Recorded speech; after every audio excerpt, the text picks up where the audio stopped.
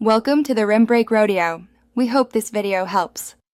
You begin by quickly assessing the essentials: diaper, hunger, temperature, and how long since the last feed.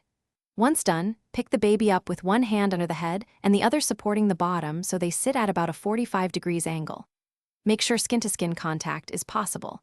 It calms via warmth and familiar scent. Use gentle shushing near the ear and a snug half swaddle to reduce startle reflex. This starts to regulate breathing and heart rate right away. You now layer calming cues.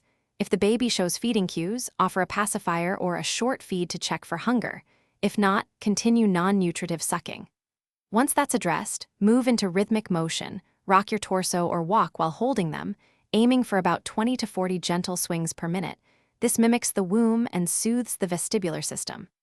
At the same time, play continuous white noise at low volume and lower lights, because fewer stimuli help the nerve. You finish by watching for signs of relaxation: slowed breathing, unclenched hands, or droopy eyelids. When present, burp gently and ease the baby into a safe sleep position on their back in a flat crib.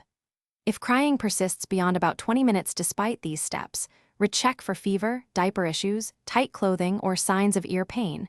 Parents often miss subtle cues like ear tugging.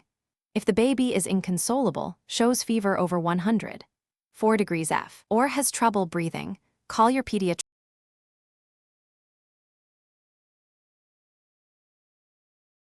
Thanks for watching. Consider subscribing if we helped you.